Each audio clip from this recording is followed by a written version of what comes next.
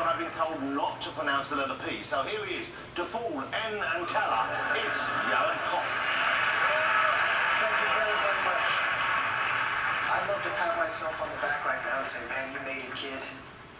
But all I can think of are the random events that brought me here. I'm talking about the biological, right? The random mutations that led to my evolution. And even the mundane ones, like my mom and dad had to meet, and Penn and Teller had to become a great act. Mr. Gillette, I have an envelope for you, and inside is a random bit of trivia. Well, it is to everybody, but I'd like you to hold on to it for me, please. Thank you very much. And I'd also like the assistance of 3 gentlemen. This gentleman right here, the one behind him, and the one behind him as well in the suit. Would you please join me up on stage and accept all of this applause on my behalf? Thank you very much. Sean, nice to meet you. If you'll stand over here. Your name, sir? John, nice to meet you. If you'll stand next to him, shoulder to shoulder. Ted. Ted, nice to meet you, Ted. Shoulder to shoulder, please. You're looking good. All right. Now, gents, I have some numbers. They're random. They appear random right now, but in a moment it'll make sense. You're now officially person number 9. If you'll take the necklace and put it over your neck, and I'm just going to let that dangle right there. You're looking good? Perfect. You are now officially person number 8. If you'll do likewise, take the necklace, put it over your head. Thank you very much. You look fantastic. And last but not least, you are number 5. Would you place the necklace around your head? You look great. Thank you very much. And now, the assistance of a lady. In fact, would you please join us up here on stage? Give her a big hand. Alita, please join me on stage, Alita. You're looking lovely tonight, Alita. Thank you so much for helping me. Alita, if you'll stand behind this table, I want to show you 3 gift bags that I brought. Okay. I have a red bag. A very nice shade of red. Matches, right? A blue bag and a green bag. What I'd like you to do, Alita, is take the bags and put them into a random order. It must be random. Try not to be too influenced by the colors. Put them into a random order for me, please. That looks really, really good. All right. So this is the random order that you have created. I like your style. All right. In a moment, we're going to make some random decisions. But you're going to do so while my back is turned. That way I cannot influence the system whatsoever. I'm going to remove my glasses. Put on a blindfold. Now, Alita, can you hear my voice? Yes. Yes. I'd like you to look at the 3 bags. Okay, would you please hold up your right hand? Now look at the 3 bags. Take your right hand and place it on one of the bags now.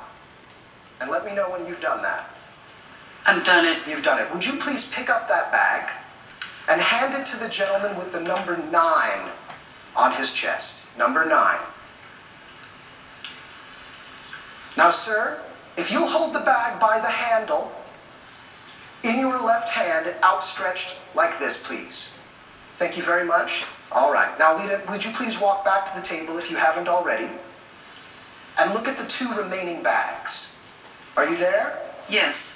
Would you hold up your left hand for me, please? Okay. Look at the 2 remaining bags and place your left hand on one of them now. And let me know when you've done that. Yes, I've done You have. Would you please pick up that bag? Walk over to the gentleman with the number 5 and hand it to him. Let's make things a little bit random tonight. We're going to mix it up. And sir, would you do likewise? Be sure that you're holding the bag by the handles and that the back of the bag is facing you. And now, Lita, there's only 1 bag left. Would you please pick up that bag and then hand it to the man in the center? Thank you very, very much. Have you done that? Yes, I have. Now, you have done beautifully. Ladies and gentlemen, please give her a big round of applause for those random decisions. You may have your seat. All right, thank you so much. Now, gents, I'd like you to reach in with your right hands and remove the contents of your bags. Hold those contents to the right. And just drop the bags behind you. We don't need those. All right. 190,875. Does that number mean anything to anybody in this room? It's a random number. Does that mean anything to you, Mr. Gillette? It does not. Both Penn and Teller are likely under the impression that inside of that envelope is a prediction there is not. So technically, I've already fooled them.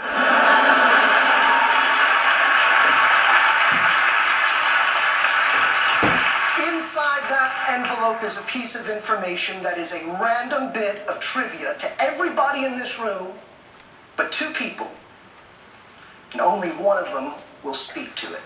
Would you please open the envelope, Mr. Gillette? Would you open up the first flap there? That's it. And read what it says on those top lines. It says Minnesota Renaissance Festival. Does that mean anything to you, Mr. Gillette? Yeah, it's where Teller and I did our first show together. Your first show together? Yeah. Do you remember when that was? It was in 1975. That's right. If you'll open up the rest of it, there's a bit of information that you tweeted almost 4 years ago. Yeah. Would you read what that says? I bet it says the 19th of August, 1970.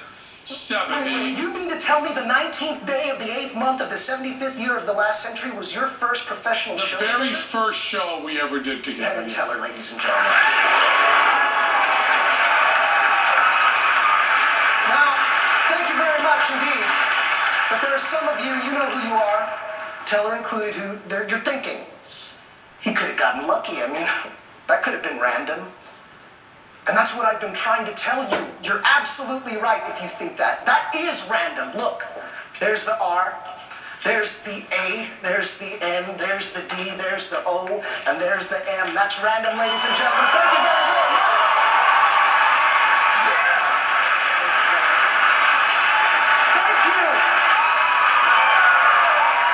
Thank you so much. Thank you, guys. Jared Koff, ladies and gentlemen. Well, that was great. The guys are thinking, they're talking now. Let me ask you, you were talking at the beginning there about the random nature of things. You used some scientific terms. Is that something which you study? Is that something you believe? Or is that something which just serves this performance? I definitely do believe it. If Penn and Teller quit after that first show, I certainly wouldn't be here, so I really do mean it, yeah. You know, you said decision, so what led to the decision in your life that you wanted to pursue this as a career? What was it that inspired you to take up illusions and magic? Well, I went to law school, and my mother was so upset at me, she's like, you be a magician. And I said, okay, Mom. Well, we all love magic, and I think 2 of the finest purveyors of magic are over there. They have come to a consensus, fellas. First of all, the way you speak on stage, the lack of pushing and desperation, the simple declarative statements, the beautiful ideas, absolutely loved. The idea of taking a prediction and making it not a prediction and making there be surprises while it's out here and making a random number be a date and doing the punchline afterwards, just beautiful. And the most important thing in this kind of trick is to get as much as possible out of a trick that is actually a very small piece of information. All you really need to know is what order she picks up which color of the bag in. And all of everything else comes from that one thing. And yes, you got that signal, and you got it beautifully, and you turned it into a mystery that I believe fooled everyone in this room, except for these 2. Beautifully done, beautiful.